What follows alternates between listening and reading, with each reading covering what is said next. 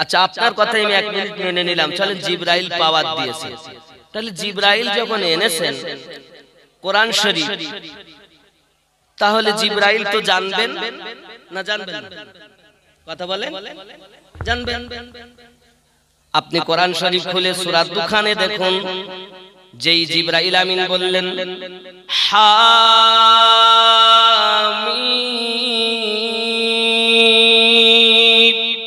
নবী আমার বললেন আলিমতা ফাহিমতা, আপনি বললেন আমি বুঝে নিলাম। জিবরাইল আমিন বলেন আমি তো জানি না হা মানে কি, মিম মানে কি। যদি 44 নম্বর সূরায় যেতে হবে না, আপনি প্রথমেই খুলুন কোরআন শরীফ খুলে দেখবেন বিসমিল্লাহির রহমানির রহিম, সূরা ফাতিহার পরে লেখা আলিফ লাম মিম। আলিফ মানে কি জিবরাইল আমিন জানেন না, কিন্তু নবী বলছেন আই জিবরাইল আপনি বললেন আর আমি নবী বুঝে নিয়েছি।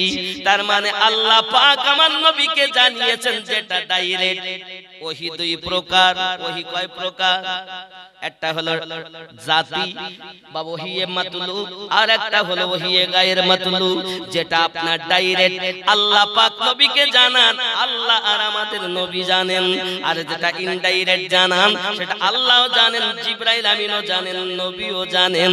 বোঝা গেল জিবরাইল আমার নবীর শিক্ষক নয়, আমার নবীর শিক্ষক হলো স্বয়ং আল্লাহ তাআলা। পরিষ্কার হয়েছে? নবীকে চেনো আব্বাজি আমার সোনা মানিকেরা, সেই নবী আমাদের নবী। তাহলে নবী পাকের কাছে বায়াত হওয়া, আল্লাহ পাকের কাছে বায়াত হওয়া, নবীর আপনার বলা আল্লাহ পাকের বলা, নবী পাকের চলা আল্লাহ পাকের চলা। আল্লাহ কিন্তু নবী নয়, আবার নবী কিন্তু আল্লাহ নয়। ঠিক নি? নবী আল্লাহ না, আল্লাহ নবী।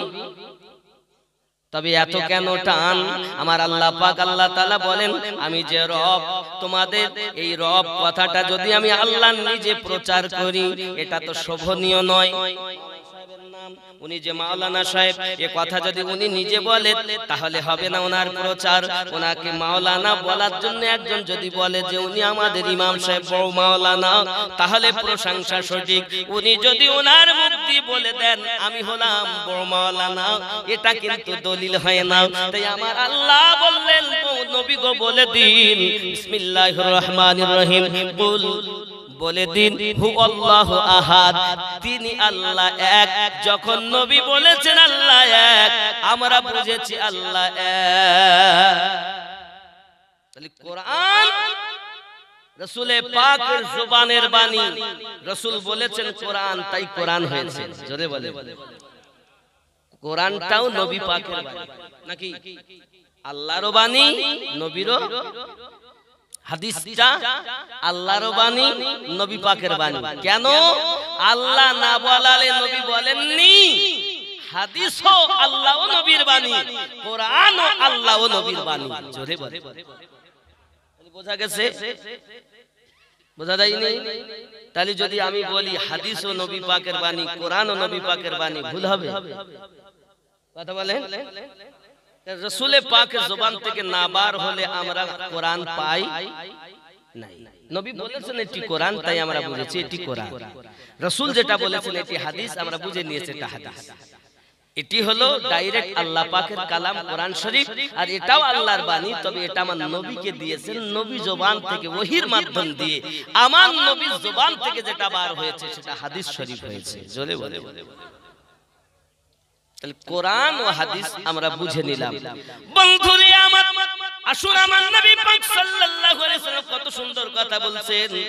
আব্বাজি আমার, আপনার রাসূল পাক সাল্লাল্লাহু আলাইহি ওয়াসাল্লাম হাদিস বর্ণনা করতেছেন।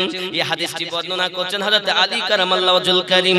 তিনি বলেন আমি নবী পাক সাল্লাল্লাহু আলাইহি ওয়াসাল্লামের কাছে শুনেছি ইযা কানাত লাইলাতুন নিসফি মিন শাবান ফাকুমু লাইলাহা ওয়া সাওমু ইয়ামাহা ফা ইন্নাল্লাহা তাআলা ইয়ানজিলু ফিহা লিগুরুবিশ শামসি ইলা সামাঈদ দুনিয়া ওয়া ইয়াকুলুল্লাহু আলা মিন মুস্তাগফির ফাআগফারু লাহু আলা মিন মুস্তারজিকিন ফাআরযুকুহু আলামিন মুবতালিন ফাউআফিহি আলামিন কাযা আলামিন কাযা হাত্তা ইয়াতলা আল ফাজর জোরে বলুন সুবহানাল্লাহ হাত্তা ইয়াতলু আল ফাজর यानी के ফজর পর্যন্ত এরকম চলতে থাকে জোরে বলে কি চলে হাদিস তো বুঝলাম না जब शाबान की 15वीं रात हो যখন শাবানের 15 তারিখে রাত হবে তো ইস রাত কো কিয়াম করো ওই রাতে তোমরা দাঁড়িয়ে যাও কিয়াম করো জোরে বলুন সুবহানাল্লাহ और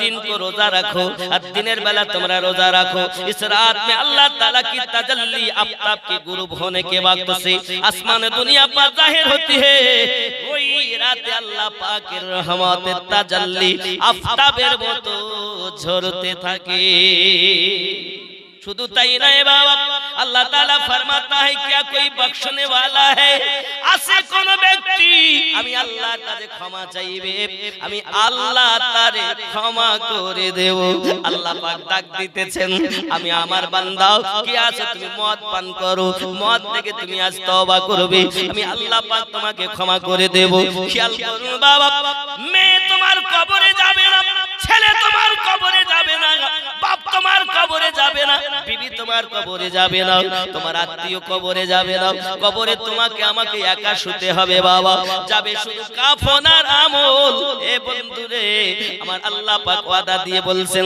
বান্দা আমি তোরে maaf দেব বান্দি আমি তোরে ক্ষমা করে দেব তাই আমি আল্লাহ পাক আওয়াজ দিয়ে দিয়ে বলতে থাকি আসো নাকি কেউ আমি আল্লাহ তোমাকে maaf করে দেব মদ পান করো মদ থেকে তুমি তওবা করে ফিরে এসো শুধু একটিবার ফিরে এসো মিথ্যা বলো মিথ্যা থেকে দূরে সরে এসো নামাজ কাজা করো নামাজ থেকে দূরে সরে এসো আমি আল্লাহ তোমাকে maaf করে দেব আল্লাহ পাক ঘোষণা দিলেন এত সুন্দর রাত যাকে বলা হয় নিসফে শাবানের 14 তারিখ দিবাগত 15ই শাবানের রাত মুসলমানের জন্য অফারের রাত রাতে কিয়াম করতে হবে দিনে রোজা রাখতে হবে নবী পাক আমার যখন রোজার কথা বললেন বরকতের রোজা এমন সময়তে কিয়াম করা মানে দাঁড়িয়ে দাঁড়িয়ে ইবাদত করা সুবহানাল্লাহ বলেন আর ওরা বলতেছে কোন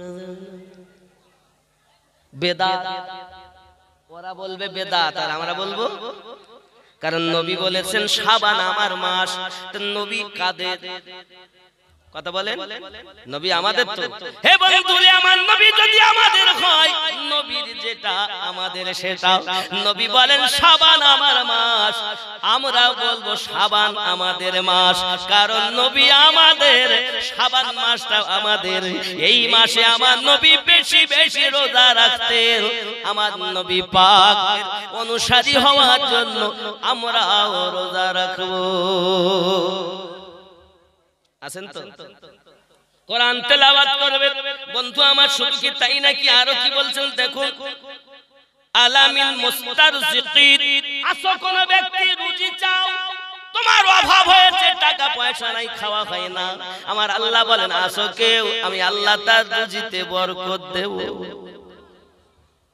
কি দেবে বরকত কে বলছেন এই কথা নবী নবীর কথাই কার কথা নবী আমার বলেন বন্ধুরে আমার শুধু এতটুকু নাই আমার আল্লাহ বলেন ফারজুকুহু আলামিন মুবতালিন ফাউআফিহি এবং যদি কোন রকমের পেরেশানি থাকে কোন রকমের দুঃখ দুর্দশা থাকে আমি আল্লাহ পাকের কাছে জানাও আমি আল্লাহ তার দুঃখকে দূর করে দেব আলামিন কাযা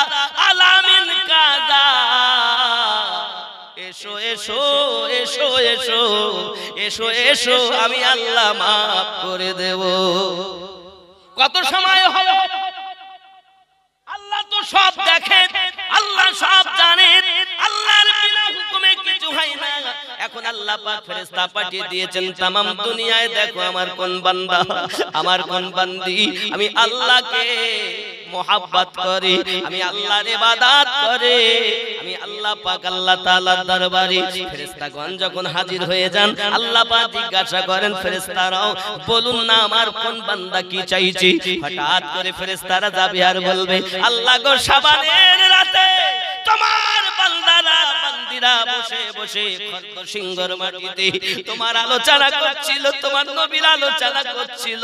আমার আল্লাহ পাক আল্লাহ তাআলা বলেন তারা কি চাইছে বলো?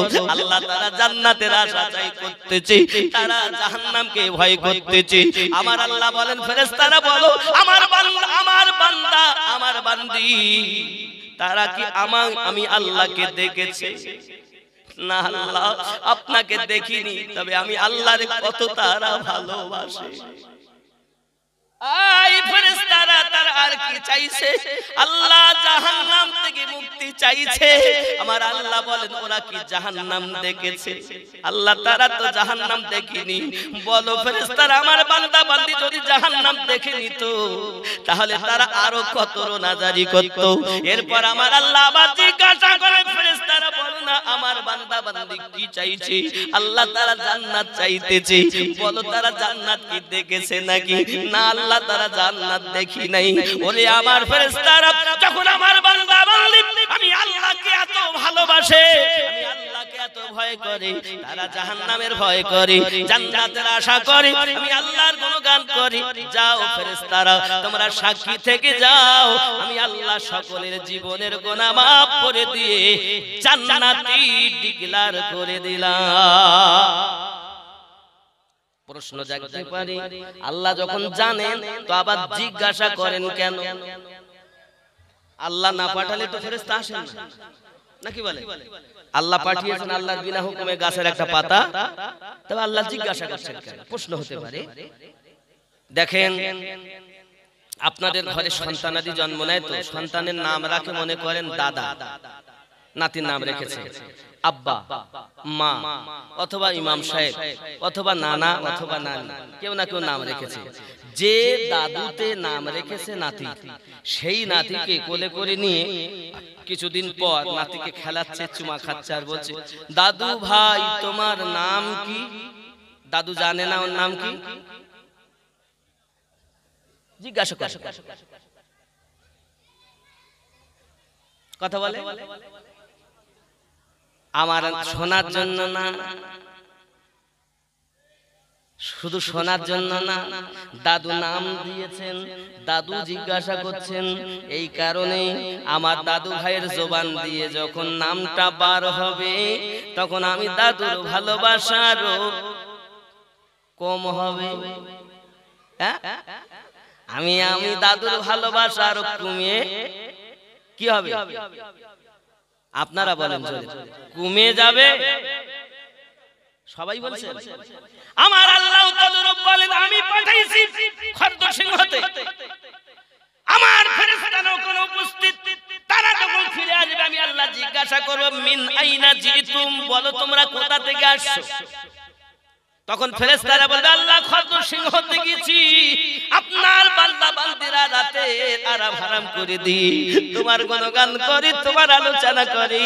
আমি আল্লাহ পাক আল্লাহ তাআলা যখন ফেরেশতার মুখ দিয়ে ফেরেশতার জবান দিয়ে কথাটা শুনি, দাদু যখন নাতির মুখ দিয়ে শুনে মায়া বেশি হয়। আমার আল্লাহ বলেন আমি যখন ফেরেশতার মুখ দিয়ে শুনি আমি আল্লাহর দরিয়ায় রহমত বর্ষণ আরো বেশি করি। বোঝা যাচ্ছে? রাগ করছেন আমার? হে বন্ধুরে আমার, তাহলে বোঝা গেল এটি হলো শাবানের রাত। শুধু এতটুকুই নয়, আরো হাদিস শরীফের মধ্যে আসতেছে বাবা এই রাতে মাফ হবে কেমন। হাদিসটি বর্ণনা করতেছেন সুনানে তিরমিজি শরীফের মধ্যে আম্মা জান আয়েশাতুল হুমায়রা রাদিয়াল্লাহু তাআলা আনহা বলে আমার আম্মা জান ও আমার সোনা মানিক বোনেরা যারা আজকে রাতে বসে বসে ওয়াজ শুনতেছেন, আমি আমিনুদ্দিন আপনাদেরকে উপদেশ করি মা, আমার আম্মা জি হযরত আম্মা আয়েশা সালামুল্লাহি আলাইহা 2 লক্ষের বেশি হাদিস যার কণ্ঠস্থ ছিল, তিনি আমাদের জননী মা। তিনি বর্ণনা করছেন হাদিস, আম্মা জান বলছেন আমি দেখি আমার ঘরে নবী আমার বাড়ি এসেছেন, সেই দিন আমার বাড়িতে থাকার পালা, এমন সময়তে নবী আমার উঠে চলে গেলেন। আমি চিন্তা করলাম কোথায় যাচ্ছেন, হঠাৎ করে দেখি নবী আমার জান্নাতুল বাকির কবরস্থানে গিয়েছেন। জোরে বলুন না সুবহানাল্লাহ। বাবারে আমরা কবরস্থানে গেলে বেদাত বলে, শিরক বলে রে বন্ধুরে, আমরা যদি মুর্দার কবর জিয়ারত করতে যাই কি বলে বেদাত শিরক বাবা ওরা বলবে বেদাত আর আমরা বলবো ইবাদত আমরা বলিনি আমার নবী পাক জানিয়েছেন তাই বলতেছি হাদিস পাঠ করব শুনুন বলবো নাকি ওরা শুধু শিরকের ফতোয়া দেয় কিন্তু আজ আমার কাছে আমার বাপজিদের একটি আবদার হলো হুজুর একটু নবী প্রেমিক বেলাল রাদিয়াল্লাহু তাআলা আলোচনা রাখবে ইনশাআল্লাহ করব তবে আমি আগে তার আগে জিনিসটা পরিষ্কার করি জিয়ারত করা বেদাত না হারাম নাকি জিয়ারত করা ইবাদত না বেদাত বেদাত ওরা জিয়ারত করতে দেবে না এমন শুরু করেছে দল কয়টা ৭৩টা জান্নাতে যাবে কয়টা একটা আমি এখান থেকে যে বলছি আবার আমি তাফসীরের দুজে মানসুরের মধ্যে 11টা তাফসীর আছে ডাউনলোড এই আয়াতের ব্যাখ্যাটা আমি প্রত্যেকটা আপনাকে দেখাতে পারবো দেখার জন্য পয়সা লাগবে না শান্তিতে যদি আপনি দেখেন ওয়েলকাম মোবারক আপনার জন্য আপনি দেখে যান চিটিংবাজি করে ধর্ম হয় না বাবা মোহাব্বত করে ধর্ম হয় জোরে কোন সুবহানাল্লাহ রাগ করছেন জোরে বলুন সুবহানাল্লাহ খেয়াল করেন নবী মোদের জান নবী মোদের প্রাণ সুবহানাল্লাহ নবী আমাদের আমার সঙ্গে বলতে পারবেন তো নবী মোদের জান নবী মোদের প্রাণ নবী মোদের জান হয়নি বাবা নবী মোদের জান নবী মোদের প্রাণ নবী মোদের জান নবী নবীর কাছে পাবো মোরা খোদার সন্ধান নবী মোদের জান মোহাব্বতে বলুন নবী আমার জান নবী হয়নি বাড়ি গিয়ে বলবেন বাড়ি গিয়ে আরে নবীকে আপনি হয়তো বলেন হুজুর এই কথা কোরআনের কথা যে নবী আমাদের জান তাহলে আল্লাহকে জিজ্ঞাসা আল্লাহ আপনি বলুন নবী কি আমাদের রব্বে কারীম জানালেন সূরা আহজাব 33 নম্বর সূরা আমার আল্লাহ পাক 6 নম্বর আয়াতে জানাচ্ছেন বিসমিল্লাহির রহমানির রহিম আন-নবী আওলা বিল মুমিনিনা মিন আনফুসিহিম প্রত্যেক মুমিনের জানের থেকে আরো নিকটে নবী রয়েছে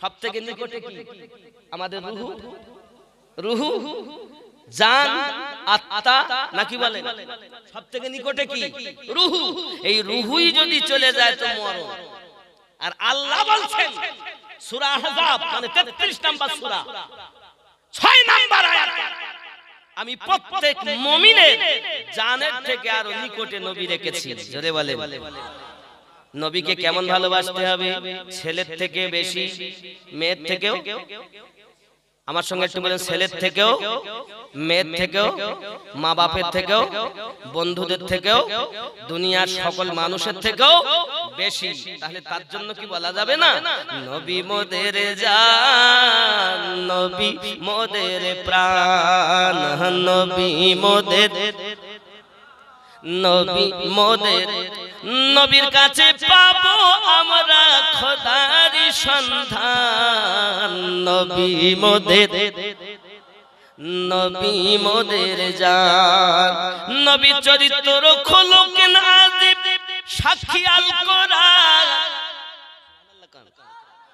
নবী চরিত্র খোলক নাজিব সাক্ষী আল কোরআন সেই নবীজির ধরলে দামান সেই নবীজি ধরলে দামান সফল তো জাহান নবী মোদের নবী মোদের প্রাণ হায় হে নবী মোদের জান নবী জোরে বলুন সুবহানাল্লাহ আল্লাহ তাআলার এই ভুবনে শ্রেষ্ঠ অবদান আল্লাহ তাআলার এই ভুবনে শ্রেষ্ঠ অবদান নাকি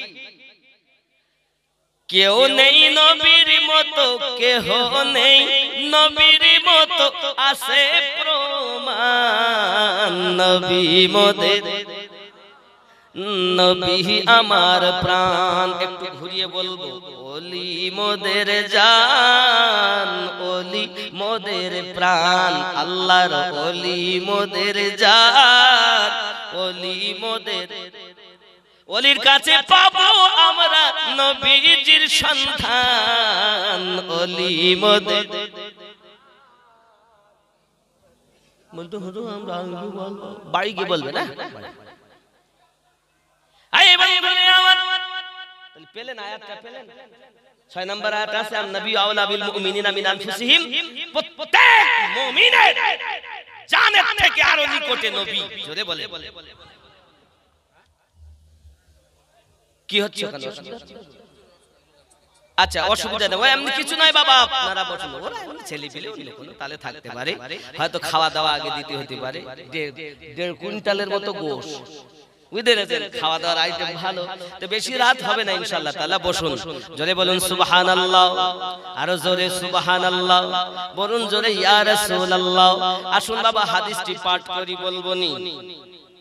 সুনানে তিরমিজি শরীফে নবী আমার তার স্ত্রী আম্মা আয়েশা রাদিয়াল্লাহু তাআলা আনহা বর্ণনা করছেন,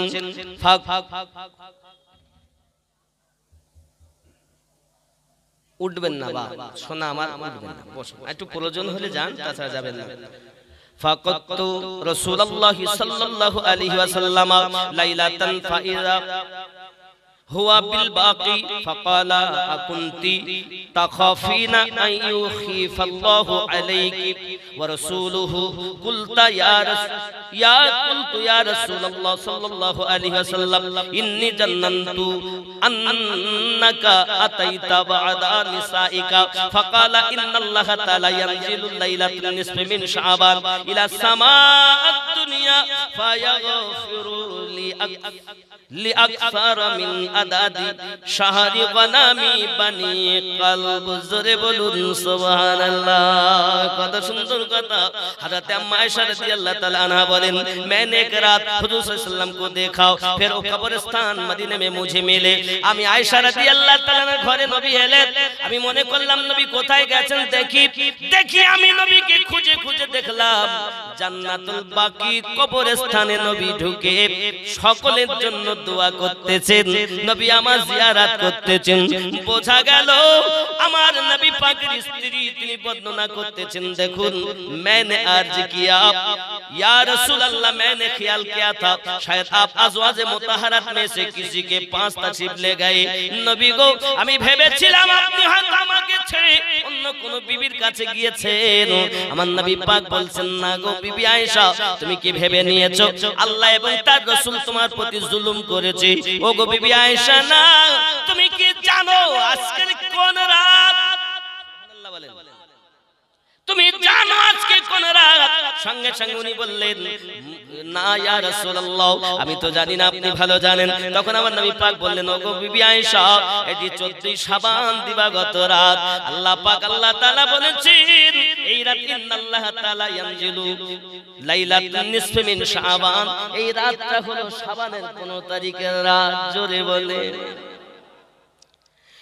আরো কি বললেন, ইলা সামাআদ দুনিয়া, আমার আল্লাহ পাক দুনিয়ায় রহমত বর্ষণ করেন। ফায়াগফিরু লি আকসারু ফি আকসারা মিন আদাদি শাহরি বানানি গানামি বানি কলব। ও গো বিবি আয়েশা, আল্লাহ পাক ওয়াদা দিয়েছেন আজকের রাত, ওই রাত, আজকের এই রাতের বিনিময়ে যারা ইবাদত করবে, বনি কলব গোত্রের যত বকরি রয়েছে তার লোম পরিমাণ গুনাহগারকে আল্লাহ maaf করে দেবে।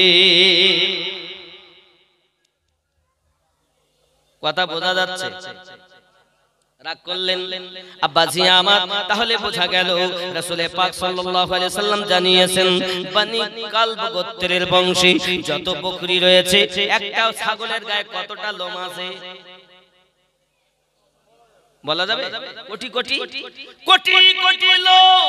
তারপরও যদি মহান আল্লাহ পাক আল্লাহ তাআলা বলেন ওই বংশের বকরি যত, ওই যত বকরি তত আমি আমার গুনাহগার বান্দাদেরকে আল্লাহ তাআলা maaf দিয়ে দেবেন। বোঝা গেল কোটি কোটি কোটি কোটি গুনাহগার 14ই শাবান দিবাগত রাতে maaf করে দেওয়া হয়। আয়াতের ব্যাখ্যায় আমি আবার লাস্টে বলবো বাবা, কারণ শাবান সম্পর্কে অনেক কথা বললাম, বুঝে নিলেন আপনারা ব্রেনের ভিতরে।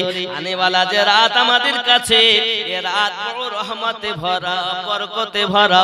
এই রাতে আমরা আল্লাহর কোরআন তেলাওয়াত করব, এই রাতে আমরা ইবাদত বান্দাগি করব, নামাজ পড়ব। আমার নবীও যে নামাজ পড়েছেন এই রাতে কোন কোন সূরা দিয়ে, সেটাও আমি আপনাদেরকে দেখাবো। জোরে বলুন সুবহানাল্লাহ। তাফসীরে দুররে মানসুর থেকে দেখাবো ইনশাআল্লাহ তাআলা এই রাতে। চলুন, কারণ আমার নবী পাক নিজে গিয়েছেন, দোয়া করেছেন, আমরাও দোয়া করব বাবা। রাজি আছেন তো? জিয়ারত করবেন মায়ের কবরের কাছে, আব্বার কবরের কাছে, দাদা দাদি নানা নানির কবরের কাছে জিয়ারত করো।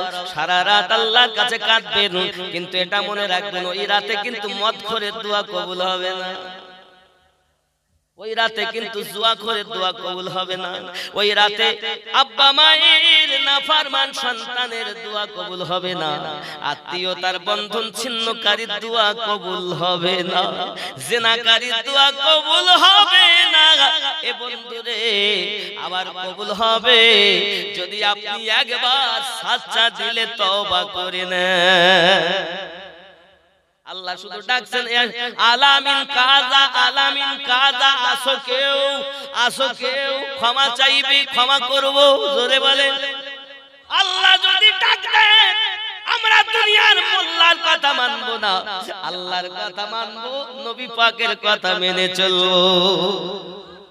আব্বাজি আমার আম্মা আয়েশা রাদিয়াল্লাহু তাআলা আনহা বর্ণনা করেন, আমি আমার রাসূলে পাককে হঠাৎ দেখলাম, এলেন তিনি। এমন সময়তে আপনার যায় নামাজ বিছিয়ে নবী আমার দাঁড়িয়ে গেলেন নামাজের জন্য। এত নামাজ পড়লেন, এত নামাজ পড়লেন। তাফসীরে দুররে মানসুরের মধ্যে লেখা আছে বাবা, আম্মা জান বর্ণনা করেন নবী আমার কান্না শুরু করে দিয়েছেন। বাবা চোখের পানি ঝরতেছে, তাই মোবারক ভিজে যায়, এমন হালাত হয়ে গেল। আমি মনে করলাম আমার নবী বুঝি দুনিয়াতে আর বেঁচে নাই। আমি আয়েশা পেরেশান হয়ে গেলাম। আমি নবী পাকের এই উংলি মোবারকা ধরে হিলাতে লাগলাম। আমার নবী পাক চোখ খুলে, চোখ মোবারকা খুলে বলছেন, ওগো বিবি আয়েশা,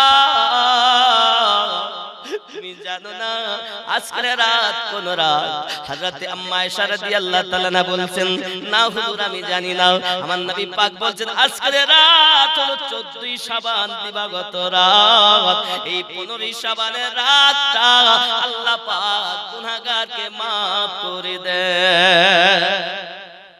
নবী যদি এত কান্না করে নামাজ পড়তে গিয়ে আমরা ইবাদত করব, তাই বলে এমন নয় যে খাস করে শাবানের আলাদা করে এমন কোন নামাজ আছে না বাবা। নফল যত পারেন আপনি পড়বেন। আমার নবী পাক সাল্লাল্লাহু আলাইহি ওয়াসাল্লাম নামাজ পড়েছেন, আপনি এমনও নিয়ত করতে পারেন, নাবাইতু আন উসাল্লিয়া লিল্লাহি তাআলা রাকাতি সালাতে লাইলাতুল মুবারাকা। লাইলাতুল মুবারাকা মাতওয়াত জাহানের আজাহাতুল কাবাতে শরীফাতে আল্লাহু আকবার। এমনি করে আপনি নিয়ত করবেন বাবা। যদি কিছুই না পারেন আপনি এমন ছোটটুকু বলবেন, আমি কিবলামুখ হইয়া 2 রাকাত নফল নামাজ পড়ার নিয়ত করছি মুকামা কাবা শরীফের দিকে মোবারক রাতের উদ্দেশ্য করে। আমি কিবলামুখ হইয়া মোবারক রাতের উদ্দেশ্য করে 2 রাকাত নামাজ পড়ার নিয়ত করলাম। আল্লাহু আকবার। সংক্ষিপ্ত দোয়া। তারপরে আমার রাসূলে কি রাসূলে খোদা সাল্লাল্লাহু আলাইহি ওয়াসাল্লাম কি সূরা দিয়ে পড়েছেন তাফসীরে আদ-দুররে মানসুর ইনশাআল্লাহ তাআলা আমি শেষে দেখাবো কি সূরা, আর ওই দেখানোর সময় ইনশাআল্লাহ তাআলা আপনারা বুঝবেন। চলুন আগে এটা আমি আবার টেনে তুলবো পরে। এখন আমি একটু মহব্বতের কথা বলবো, আমার নবী পাকের বলবো।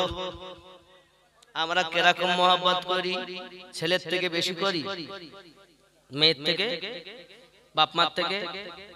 কিন্তু রাসূল পাক সাল্লাল্লাহু আলাইহি ওয়াসাল্লাম হাদিসে বুখারী কিতাবুল ঈমান 15 নম্বর হাদিসে বলেন, হতে পারবে না ঈমানদার তোমরা যদি তোমার অর্থের থেকে বেশি, সন্তানের থেকে বেশি, মা বাপের থেকে বেশি, দুনিয়ার সমস্ত মানুষের থেকে বেশি যদি প্রেম না করো, লা ইউমিনু, তুমি মুমিন হতে পারবে না। তাহলে জীবনের থেকে নবীকে বেশি ভালোবাসে যারা, মুমিন হলো। জোরে বলেন। তাহলে আমরা তো মুমিন দাবি করি। তাহলে এখন যদি বলা হয় বাবা আগামী বছর জালসা হবে, নবীর মোহাব্বতে দাও তোমরা 10 কেজি গোশত, ওটা বাদে আর সব দাও বাবা 5000 টাকা, নাই 15-20 টাকার মোবাইল। কিন্তু যদি বাবা তাকে 5000 চাওয়া হয় দেবে না। আবার বলতেছি আমরা নবীর দিওয়ানা, টাকা দিতে পারবো না। আমরা নবীর দিওয়ানা, চাল দিতে পারবো না। আমরা নবীর দিওয়ানা, গোশত দিতে পারবো না।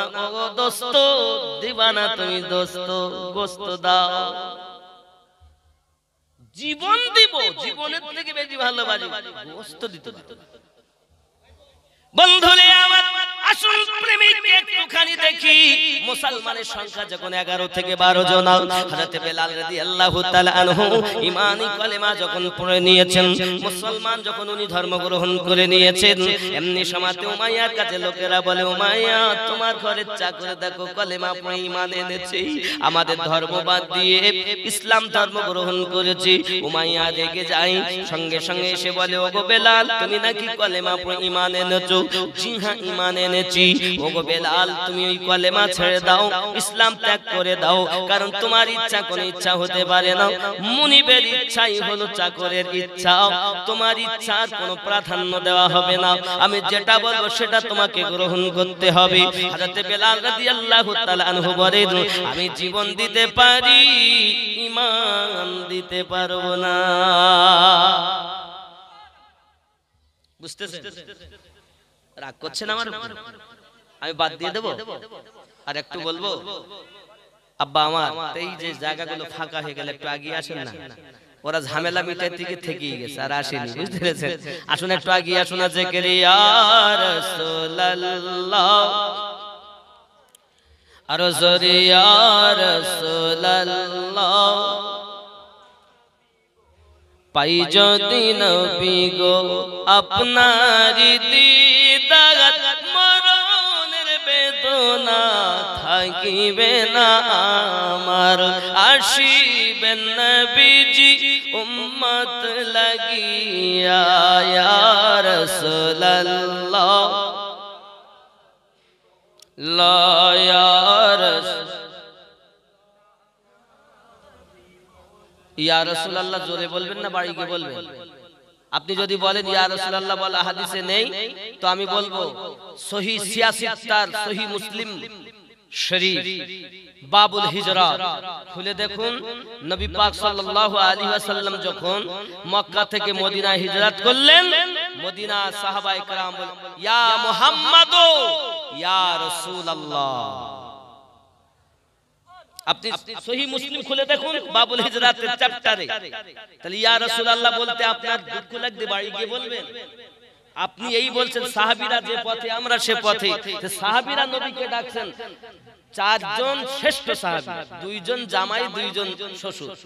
সিদ্দিক আকবর রাদিয়াল্লাহু তাআলা শ্বশুর, তিনি সারা জীবন বলে আসলেন, আসসালাতু ওয়াসসালামু আলাইকা ইয়া রাসূলুল্লাহ, আসসালাতু ওয়াসসালামু আলাইকা ইয়া নবী আল্লাহ। জীবনে জামাই বলে ডাকেননি, মুহাম্মদ বলে ডাকেননি। জোরে বলুন না সুবহানাল্লাহ। তাহলে ইয়া রাসূলুল্লাহ একটু মহব্বতে হবে তো, বলবেন তো নাকি? ইয়া রাসূলুল্লাহ ইয়া হাবিবাল্লাহ ইয়া রাসূল। ওগো মারা যাওয়ার পরে রাখিবে না ঘরে, গোসল করাবে ঘরের বাহিরে, আসিবেন নবীজি উম্মত তরে, ইয়া রাসূলুল্লাহ